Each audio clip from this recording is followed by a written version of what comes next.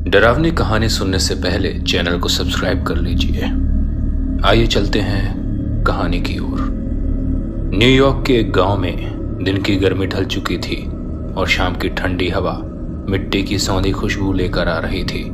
ये शाम बाकी शामों से अलग थी। हवा में एक अजीब सी बेचैनी थी। आसमान का रंग भी गहरा काला था और पानी भी बरस रहा था। गांव के लोग अपने अपने घरों में लौट रहे थे, जैसे किसी अनजाने खतरे को भांप गए हो। जेसिका अपने छोटे से घर के आंगन में बैठी आसमान को देख रही थी। उसके चेहरे पर घबराहट साफ दिख रही थी। उसके पति एडविन अभी तक घर नहीं लौटे थे। वो शहर के बाजार में लकड़ी बेचने गए थे और ऐसी तूफानी रात में उनका सफ़र मुश्किल हो सकता था। जेसिका ने घर के दरवाजे मजबूती से बंद करके बैठ गई। जैसे ही उसने दरवाज़ा बंद किया तभी बिजली कड़की और भयंकर बारिश शुरू हो गई। हवा इतनी तेज थी कि लगता था कि छत उड़ जाएगी। खिड़कियों पर बारिश की बूंदें ऐसे पड़ रही थी जैसे कोई बाहर से पत्थर मार रहा हो। नताशा छोटी थी और उसे बारिश की आवाज़ से डर लग रहा था। नताशा ने कहा, माँ, पापा कब आएंगे? जेसिका ने कहा, जल्दी आएंगे मेरी गुड़िया। लेकिन जेसिका के दिल में एक अजीब सा डर बैठ गया था। उसे याद आया कि गांव के बूढ़े लोग कहते थे कि ऐसी तूफानी रातों में जंगल के रास्ते पर एक भटकती हुई आत्मा निकलती है। वो आत्मा उन लोगों को ढूंढती है जो अंधेरे में अकेले होते हैं। वो उनकी आवाज़ की नकल करती है और उन्हें अपनी तरफ बुलाती है। रात गहरी होती जा रही थी। बारिश का शोर अब कानों को भेद रहा था। तभी दरवाजे पर किसी के खटखटाने की आवाज़ आई। कौन है? जेसिका, मैं हूँ एडविन। जेसिका का दिल धक से रह गया। वो सोची कि कोई भूत है, लेकिन ये तो एडविन था।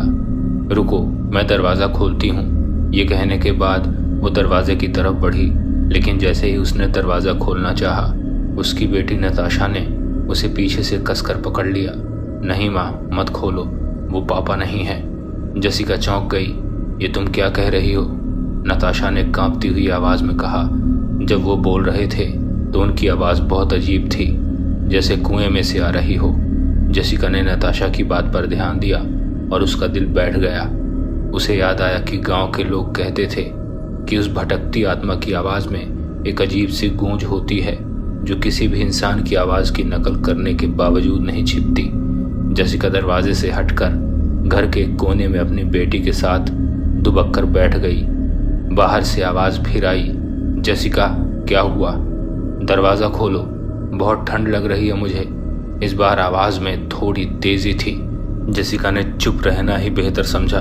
वो जानती थी कि अगर उसने दरवाज़ा खोला तो वो दोनों कभी जिंदा नहीं बच पाएंगे। बाहर से अब कोई आवाज़ नहीं आ रही थी। सन्नाटा छा गया था, सिवाय बारिश के शोर के। जेसिका ने सोचा कि शायद वो आत्मा चली गई है। उसने नताशा को देखा जो अब सो गई थी। उसने भी आंखें बंद कर ली और भगवान से प्रार्थना करने लगी। सुबह जब उसकी आंख खुली तो बारिश थम चुकी थी। सूरज की पहली किरणें घर के अंदर आ रही थीं। जेसिका ने दरवाज़ा खोला और बाहर देखा। आंगन में कोई नहीं था। दूर से गांव के लोगों की आवाज़ें आ रही थी। वो अपनी बेटी को जगाकर बाहर निकली। गांव के चौराहे पर लोग एक जगह जमा थे। जेसिका ने देखा कि एडविन वहाँ खड़ा था। उसके कपड़े गीले थे और चेहरे पर एक अजीब सा भाव था। वो गांव के मुखिया को कुछ बता रहा था।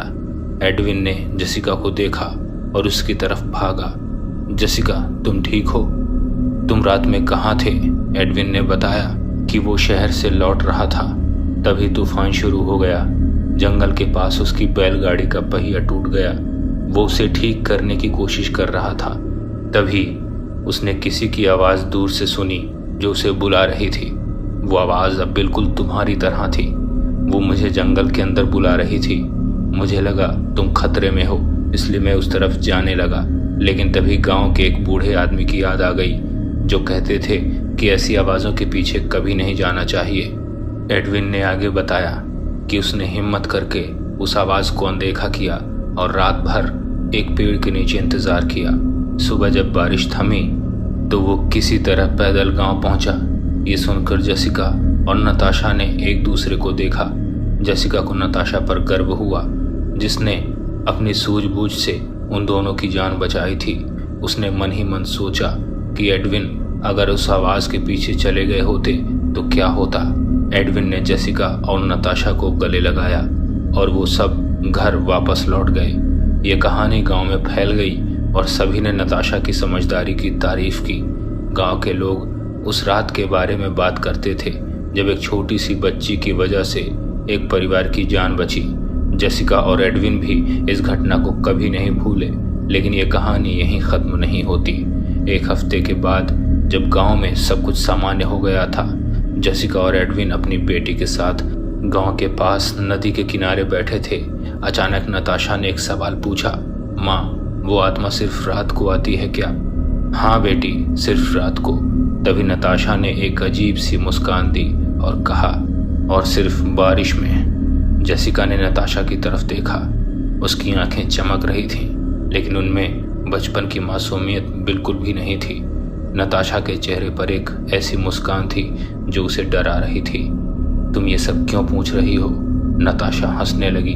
उसकी हंसी की आवाज़ में वही अजीब सी गूंज थी जो जेसिका ने उस तूफानी रात को दरवाजे के बाहर सुनी थी। वो वही गूंज थी जो एडविन को जंगल में सुनाई दी थी। नताशा खड़ी हो गई और धीरे धीरे नदी की तरफ चलने लगी। ये कहानी यहीं ख़त्म नहीं होती और ना ही ये रात।